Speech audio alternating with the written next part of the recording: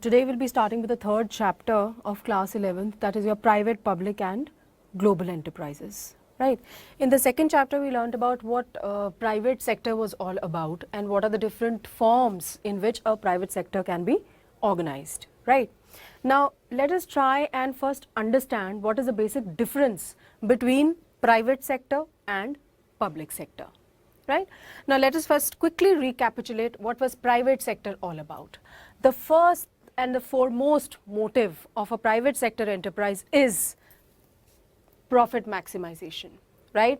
They come into existence with a basic motive of maximizing profits, right? Secondly, they are owned, controlled and managed by rich private entrepreneurs. I repeat, they are owned, controlled and managed by rich and private entrepreneurs, right? Government has got nothing, no interference at all in the private sector enterprises, right? Then they are not accountable to public about their working. Fine, they are under no pressure to publish their annual reports. They do not have to, they are not accountable to the public at all, right? We are talking about the private sector enterprises who have invested their own money in the business. They are under no pressure to give justification for their acts to the public at large, right? And finally, they can be organized as sole proprietorship, partnership, joint Hindu family business, cooperative societies and joint stock company. Fine. I haven't explained all this in much of a detail because I have already covered this quite in detail in your chapter 2. Now coming to public sector. When we say public, the first word that comes to anyone's mind is government. Right. So public sector enterprises, the main motive of any enterprise working in a public sector is public service. Public enterprise comes into existence to serve public at large. Right. Public service means that you are going to serve the society at large by providing them goods and services at the minimum possible prices and of the best quality possible. Right. After that comes that they work at a very meager profit margin. They definitely do not sell you the products at cost. जितना उनका cost लग रहा है उसी पे आपको नहीं बेचेंगे, but then definitely उनके profit margin जो होते हैं they are pretty less as compared to the private sector enterprises. Fine. ऐसा क्यों? Because private sector enterprises में the main motive is to maximize profits and here in public sector enterprises the main motive is to satisfy the public and to serve the public. Right? After that comes state ownership and state management and control. इसका मतलब these organizations, they are owned, controlled and managed by the state or the central government. Right? Owned मतलब सारा का सारा जो पैसा लगाया जाता है in enterprises में it comes from the government. Right? Controlled meaning all the decisions, all the important decisions pertaining to the business, they need to have an approval of the government. Right? And they are managed by the government, they are managed by the board of directors which are definitely going to be appointed by the government itself. So, these public sector enterprises, they are owned, controlled and managed by the government. Public accountability, right? They are accountable for each and every single penny that they have spent. They have to give an account for the same to the government. Right, because it is the government's money which is being invested in the business, fine, and the government is investing this money in the business for the good of the public, right? So, all people who are involved in this business, they owe an explanation to the government for every single penny which has been spent, right? Then last is can be organized as departmental undertaking, statutory corporation and a government company. Private sector में ये हमने 5 forms की थी last chapter में, right? In this chapter we are going to cover these 3 forms, that is your departmental undertaking, statutory corporation and a government company. So this was a more or less, I will say, a comparative review of what private sector is all about and what public sector is all about, right? Now coming to what is the rationale of public sector undertakings. You know what rationale means? Rational meanings? What is the justification? Why do these public sector undertakings exist at all? क्यों होनी चाहिए? Fine. What are the reasons for existence of the public sector undertakings? Number one is infrastructure. Now, first of all, what is the meaning of the word infrastructure? For smooth functioning of any business, हम कोई भी business ले लें, ठीक है? If the place of production is not well connected with the place of consumption, is the business going to be successful? Answer is no. If there are no means of communication, fine, if there are no channels of communication which are available to us today, they are not there, will the business be successful? No. So basically all these support services, you know, which facilitate smooth functioning of business, this is nothing else but infrastructure. आपका roadways, railways, communication system, ये सारा क्या constitute करता है? ये मेरा infrastructure है, which is essential for smooth functioning of the business. Right? Now, roads banana, railway lines डालना, ठीक है, postal and telegraph services. Now, all these constitute your infrastructure. ठीक है, private sector and infrastructure build up करने के लिए you need to invest quite an amount of money. Fine, and these are the projects which have a long gestation period. Long gestation period meaning इनको complete होने में काफी time लगता है और ये profit yield करने में they take quite a long period of time to start yielding profits. So for a private sector it's a big no-no, ठीक है, because what their aim is to maximize profit, but उनका पैसा काफी सारा at stake लग जाएगा और profit आने में काफी time लगता है, right? So private sector wouldn't want to enter into this area, right? So रह क्या गया? Public sector. So it is a responsibility of the public sector to develop infrastructure. Secondly, we are coming to basic and heavy industries. When we talk about basic and heavy industries like your Steel Authority of India Limited or Gas Authority of India Limited, ठीक है, these again they require huge amount of money to be invested and again have a longer gestation period, right? So it becomes imperative for the public sector to step in this area as well, right? Private sector does not bother itself with this. Thereafter, defense requirement. Now when we talk about हमारे national frontiers पे, fine, we have our defense personnel posted over there. We talk, be it your Air Force, be it Navy or be it Army, fine, and they require their arms and ammunitions from time to time. उनको भी तो supplies चाहिए है ना, अगर वहाँ पे war footing पे है वहाँ पे, they also need their supplies. Now in order to manufacture this also, lot of money goes in this, right? Lot of money goes in this, and it is, they work at a very, very meager profit margin. Clear? So this again becomes the area of public sector undertaking. Okay? After that comes your public utility services. When we talk about the public utility services, we are here talking about water, electricity, gas and transportation. Fine? Aapko, at the end of all these points when we cover, you know, you'll find out all the points that we've written, most of them, they involve projects which are longer, with a longer gestation period and a huge amount of capital investment, which is the forte of public sector. Right? Now, when we talk about public utility services में आपका आ जाएगा rail, road, railways, roadways, basically transport and communication.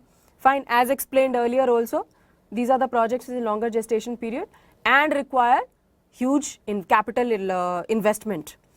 Alright, so therefore, again private sector is not really interested in that. So public sector takes up the responsibility. Now coming to the next point, that is your balanced regional development. Any private sector enterprise would be interested to start its manufacturing unit in an area where there is well developed infrastructure. ठीक है, जो भी backward area होगा private sector enterprise आपको वहां पे कम ही मिलेगी. Clear? अब अगर सभी एंटरप्राइजेज ऐसे ही सोचने लगी तो क्या होगा कि एक कंट्री में सिर्फ मेट्रो सिटीज जो हैं, ठीक है, वही फ्लरिश करेंगी और वही डेवलप करेंगी, बाकी की जो स्टेट्स हैं वो तो नीचे की नीचे रह जाएंगी. As a result of which क्या होगा? रीजनल डिस्पैरिटीज आ जाएंगी. Regional disparities आ जाएंगी. So in order to make sure that each and every region is moving towards development at the same pace, fine, the government has to focus on balanced regional development. ऐसे में वो क्या करते हैं, they make sure that these public sector organizations they are located in backward areas. ठीक है, एक वहां पे हमने अगर सेटअप किएगी तो ऑटोमेटिकली इंफ्रास्ट्रक्चर वहां पे डेवलप होना शुरू होगा and thereby leading to the development of that area. Right? Thereafter, employment generation. Now, unemployment was the biggest challenge that our country faced at one point of time. Clear? So, by setting up more number of PSUs, the government was also trying to create a large number of jobs for the unemployed, thereby providing a solution to the major problem that our country was facing. Right? Last is control of monopolistic tendencies. Now, what is the meaning of monopolistic tendency? It means wherein concentration of economic power in fewer hands. Fine. If I am the only seller of a particular commodity, I can charge whatever price I wish to for that particular commodity. Right? And the consumer will not have any choice but to buy that commodity at that price at which I am selling, because he doesn't have a choice. Fine. This is a situation of monopoly, whereby you are able to make profits by charging whatever price you wish to from the consumers. Now, government stepped in at this point of time by setting in public sector units in such areas, okay, by providing goods to the public at large at reasonable prices, so that there is no monopoly in the market.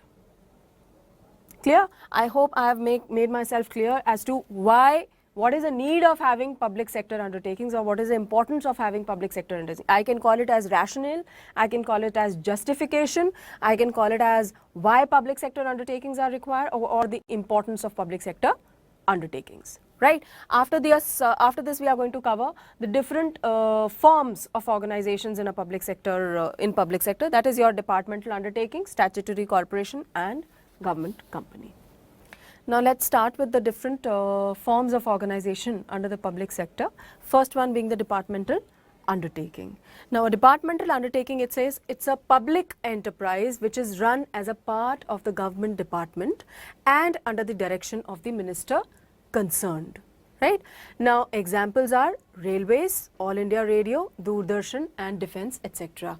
In other words, we can say it is just an extension of a particular ministry. We talk about the railway ministry. So, Indian Railways is a departmental undertaking. It's a department which comes under the railway ministry. Right? Now, features, number one, formation. Fine. It is formed as a department which is to be working under a particular ministry. Fine. It is directly going to be reporting to that particular minister. Its affairs are going to be directly controlled by a particular ministry. Secondly, coming to control. When we talk about control, now as it is a subdivision of a ministry, I just told you, it is just an extension of a ministry, or we can say it's a subdivision of a ministry. So, its affairs are under they are always under a scrutiny by the concerned minister. Fine. They are under the direct control of the minister. Next, we are coming to the appointments. Right? The employees in these departmental undertakings, they are appointed by the means of UPSC, that is your Union Public Service Commission and staff selection boards. Fine. And the employees are very much government employees. They are considered to be the government employees and will get all benefits which other government employees are going to get. Then coming to the management, they are managed, these departmental undertakings, they are managed by the IAS officers. Okay. Then coming to audit. Audit का मतलब क्या होता है? To check whether the accounts have been made in accordance with the accounting standards or not. कुछ घपला तो नहीं किया है, ठीक है? जितने खर्चे बताए हैं उतने किए हैं कि नहीं किए हैं, जितने इनकम बताई है उतनी एक्चुअली हुई है कि नहीं हुई है, supported by the vouchers. This is precisely a layman's understanding of audit. Accounts of departmental undertaking, they are audited by CAG, that is a Comptroller Auditor General of India. Fine. Now, coming to finance, it is the entire finance, the funds which are required by these departmental undertakings, they come from the government treasury.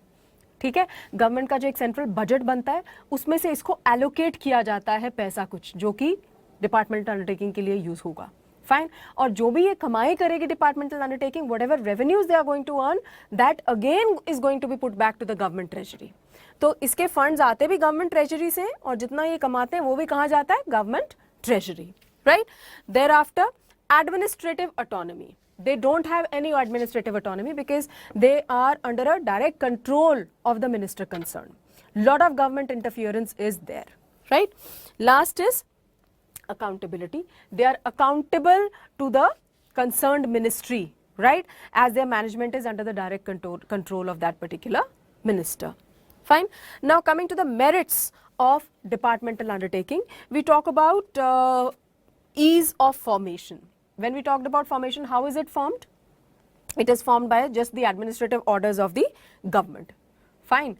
It is just formed by the administrative orders of the government. No special act has to be passed in the parliament. Fine. Then effective control. Now as it is under the direct control of the ministry, okay, the control is centralized in the hands of the government. Control का जब हम बात करते हैं, it means to oversee कि आपने कितना पैसा इनको एलोकेट किया और कौन कौन से पर्पसेस स्टेट किए गए थे at that point of time, right. क्या वो पैसा उन्हीं पर्पसेस के लिए यूज हुआ है कि नहीं हुआ. Clear. Then source of revenue for the government. As I told you that their funding is also going to come from the government treasury, and the revenues that they are going to generate, that is going to go back to the government treasury. So it becomes a source of revenue for the government.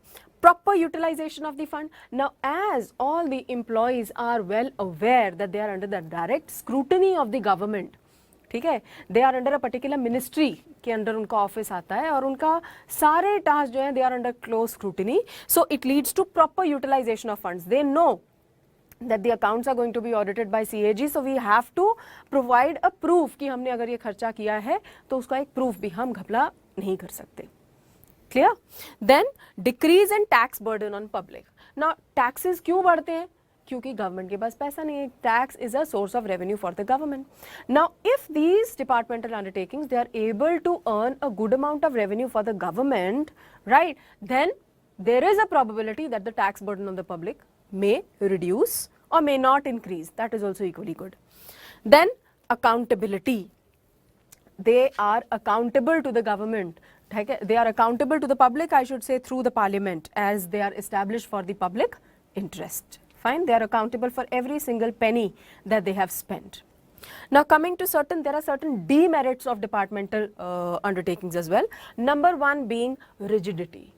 Fine. They are very, very rigid in their functioning. All they are bothered about is following a particular procedure which has been told to them, or which has been, as they have been directed by the concerned minister. Right? They become very rigid in their functioning, as a result of which क्या होता है, that many a times there are so many opportunities in the environment, but if you become rigid, if you become stuck, okay, then you cannot get the benefits of those opportunities which are there in the environment. Second one comes red tapeism. There is a lot of paperwork which is there in these kind of organizations, as a result of which वो क्या करता है, your pace of work is slowed down. Pace of work goes down. Then delay in decision making. Why is there a delay in decision making? Because they are not, the officers of these departments, they are not allowed to take independent decisions. They have to take approval of the government. Only then they can arrive at a decision. So इस सारे process में क्या हो जाता है, एक important decision, see we say that a decision which is not taken on time is considered to be as good as, it is not a good decision then. ठीक है, decision will have its value, will have the desired impact only when it's taken at the right time.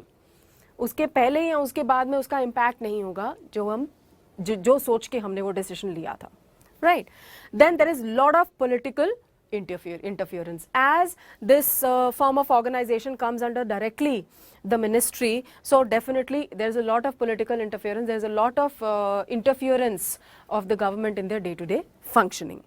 Insensitive to the consumer needs. Now when we were studying about that what is a departmental undertaking, we said that basically it's a government initiative to provide services to the public at large at reasonable prices, but they go insensitive to the consumer needs. You would have seen, if you take a look at the state of affairs, you know, of our railways department, just because there is no competition, fine, the standards or the quality of the services that they are providing has gone down. It has gone down.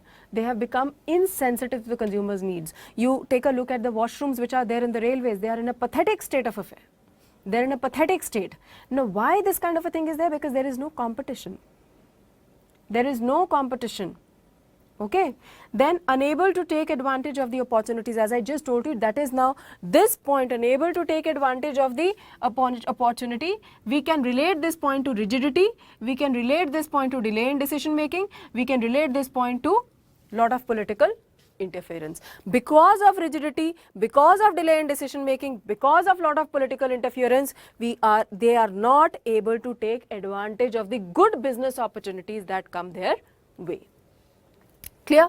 This was all about departmental undertaking. Now coming to the next form of organization, that is your statutory corporations. Now statutory corporations are the organizations which are set up by passing a special act in the parliament, and this special act defines, you know, the rules and regulations which are going to be followed and the objectives of this particular organization. In a layman's language, I can say that the special act defines the periphery within which these organizations are going to work. It defines the circumference within which these organizations are going to work. Now the examples of these statutory corporations will be your Life Insurance Corporation, fine, State Trading Corporation, Metals and Minerals Trading Corporation, and Industrial and Development Bank of India. They all are your statutory corporations. Now these statutory corporations, they have a separate legal entity. They have a separate legal entity, which means they can sue and be sued by others, right? And they can own property in their own name. Clear? And they get all their fundings from the government. They are financed entirely by the state or the central government, right? Now coming to the first point, that is your features, we talk about ownership. Okay? They are owned and controlled by the state and central government. The government has complete authority upon the revenues that these organizations generate and is also supposed to be bearing the losses that these organizations may incur at any point of time. Second point, formation. These statutory corporations, they are formed by passing a special act in the parliament, right? And that act, I said, is going to specify the objectives and the privileges of these statutory corporations. Then it's a body corporate. Body corporate meaning it has a separate legal entity. It's a separate person, considered to be a separate person. It has an entity of its own apart from the, it has a separate legal entity, fine, which means it can sue, ये case कर सकती है किसी के ऊपर, कोई इनके ऊपर भी केस कर सकता है, and they can own assets and property in their own name. Then freedom from government budgetary control. जब आपको गवर्नमेंट एक बजट, सेंट्रल बजट होता है ना, तो उसमें गवर्नमेंट अगर कुछ पैसे आपको एलोकेट किए जाते हैं, they are for a specific purpose, right? The government also specifies that what are the different purposes, क्या डेवलपमेंट्स वो देखना चाहते हैं, किन पर्पसेस के लिए वो पैसा आपको दिया जा रहा है, और उसके ऊपर कंप्लीट कंट्रोल होता है गवर्नमेंट का. They want to see whether the money is being utilized for that particular purpose or not. But these organizations, they are free from any budgetary control. Fine, they are not a part of the central budget, right? They do get their fundings from the government, fine, but it's not a part of the central budget, right? Then comes no interference. These are autonomous bodies and government does not interfere with their day-to-day workings. Right? Then coming to the appointment of employees, the employees are appointed as per the rules and regulations which have been specified in the Act. Fine, but the employees of the statutory corporations, they under no way are considered to be government employees. They are not government employees. Right? Then coming to audit, like departmental undertaking, even accounts of the statutory corporations are audited by Comptroller and Auditor General of India. Financing, the entire financing comes from the state or the central government. Now coming to the merits, what are the merits of statutory corporation? Number one being financial autonomy. Autonomy का मतलब होता है independence, ठीक है, financial autonomy है, since they are not a part of the central budget, they are free to decide कि जो government के पास से पैसा आया है वो उसको हम कैसे यूज करेंगे, what are the purposes to which for which this money is to be utilised, right? Now they do not get their funds from the central budget. The government does not interfere in the financial matters. Secondly, they are autonomous organizations. They have their own policies and procedures. They have their own policies and procedures, but within the boundary that has been defined by the special act passed in the parliament, right? Then social service motive. The main motive of these organizations is to first serve the public at large, and then they look at making some amount of profit. Fine. Fourth point is more or less the same, protection of public interest. They have full accountability to the government. They have full accountability to the government, right? It is to ensure that the public money is utilized wisely. One point I'd like to mention over here, that we say that entire funding of the statutory corporation, mostly the funding comes from the government, that's what I said. I'd like to add in here in this point of financing that it is up to them. If they wish, they may borrow from the public also. They can borrow from the public also by taking out a public issue, right? Now coming to the demerits of statutory corporations. Number one being political interference. अब आपको यहाँ पे काफी सारे ऐसे points मिलेंगे जो कि आपको लगेगा कि पहले तो हमने इसको एडवांटेज बताया है और अब हम सेम पॉइंट को डिसएडवांटेज बता रहे हैं. Now number one being political interference. There is, on paper हम बोलते हैं that these are autonomous organizations. Fine, that the government does not interfere